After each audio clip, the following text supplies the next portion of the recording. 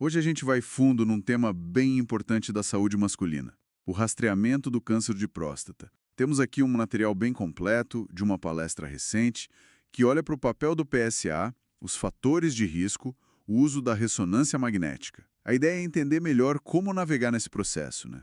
Buscar o diagnóstico cedo, mas sem cair na armadilha do superdiagnóstico. Falando em PSA, ele surgiu lá nos anos 90 e, bom, parece que mudou tudo, certo?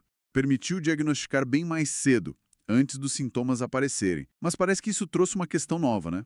Exatamente. Foi ótimo por um lado, porque a mortalidade caiu, isso é inegável. Só que, por outro lado, começou a aparecer muito diagnóstico de tumor indolente.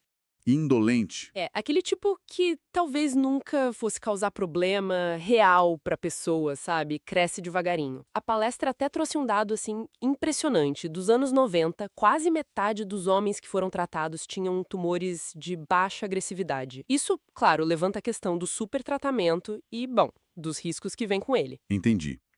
E imagino que até antes do tratamento, a própria biópsia para confirmar o diagnóstico, ela já não é isenta de riscos, né? Sem dúvida. Pensa assim, no rastreamento antigo, só com o PSA, quase um em cada 5 homens acabava fazendo biópsia. Nossa, bastante gente. Pois é, e o pior, 3/4 dessas biópsias davam negativo, ou seja, não tinha câncer ali. E mesmo nas que davam positivo, muitas vezes era para esses tumores de baixo risco, sem grande relevância clínica. Fora os riscos do procedimento em si, né? Sangramento, infecção Uhum, e o potencial impacto na qualidade de vida, tipo na função sexual, urinária. complicado.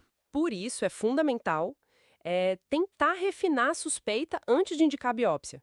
Como a fonte dizia, nós precisamos começar a tentar afinar um pouco o nosso diagnóstico para evitar os falsos positivos e evitar os riscos. Faz todo sentido.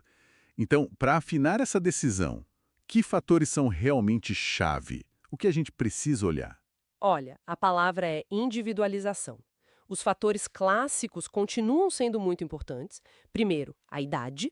O risco aumenta com o passar dos anos, isso é claro. Depois, a raça. Homens afrodescendentes têm um risco maior, tipo 1,7 vezes mais chance de ter a doença e 2,1 vezes mais chance de morrer por ela. É uma diferença significativa. Muito. Aí vem o histórico familiar.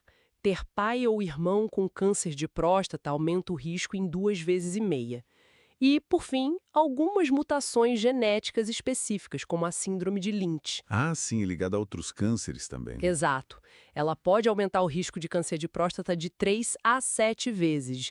Então, analisar esse conjunto todo é o primeiro passo para personalizar a abordagem. Ok, então nada de receita de bolo. É caso a caso. E a ressonância magnética, como ela entra nessa história para ajudar a refinar ainda mais? A ressonância, especificamente a multiparamétrica, é uma ferramenta assim, muito poderosa hoje. Ela ajuda a gente a ver dentro da próstata e identificar áreas que são mais suspeitas de terem tumores significativos, aqueles que realmente importam. E isso ajuda a decidir sobre biópsia, imagino. Exatamente. Guia a decisão. Um estudo grande de 2024, que foi citado na palestra, mostrou que usar ressonância antes da biópsia pode sim reduzir o superdiagnóstico. Mas, e aqui tem um mais bem grande, a qualidade do exame e principalmente a experiência do radiologista que interpreta as imagens. Isso é crucial. Entendo. Não adianta ter a máquina se a leitura não for boa. Pois é. E mesmo uma ressonância que vem negativa, não é uma garantia absoluta, Fábio.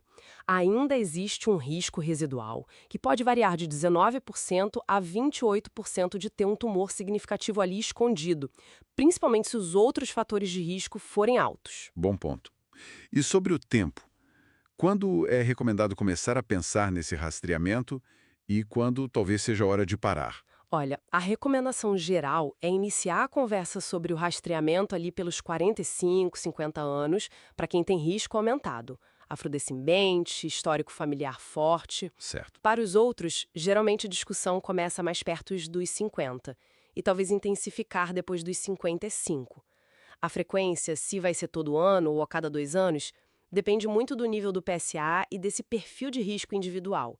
Um PSA bem baixinho, por exemplo, menor que 1 numa pessoa sem outros riscos, talvez permita espaçar mais os exames. Faz sentido. E um ponto super importante: o rastreamento deve ser repensado ou até interrompido se a expectativa de vida da pessoa for menor que 10 anos. Aí o benefício já não compensa o risco. E antes dos 40? Antes dos 40, geralmente não se rastreia. Não há evidência que justifique. Então, resumindo tudo, né? O rastreamento do câncer de próstata é uma balança bem delicada. A gente quer detectar cedo os tumores que são agressivos, mas ao mesmo tempo quer evitar intervenções desnecessárias naqueles que são indolentes. A decisão tem que ser muito personalizada, levando em conta o risco de cada um, o histórico do PSA, a expectativa de vida e, claro, usando ferramentas como a ressonância de forma inteligente e criteriosa. Fica muito claro que a interpretação especializada e essa personalização são essenciais, né? Isso até me deixa pensando, se a experiência do radiologista é tão vital hoje e a tecnologia não para de avançar, como será que a inteligência artificial poderia, quem sabe no futuro, ajudar a aumentar a precisão e talvez até facilitar o acesso a um rastreamento ainda mais seguro e eficaz para todo mundo? Fica aí uma reflexão para o pessoal pensar.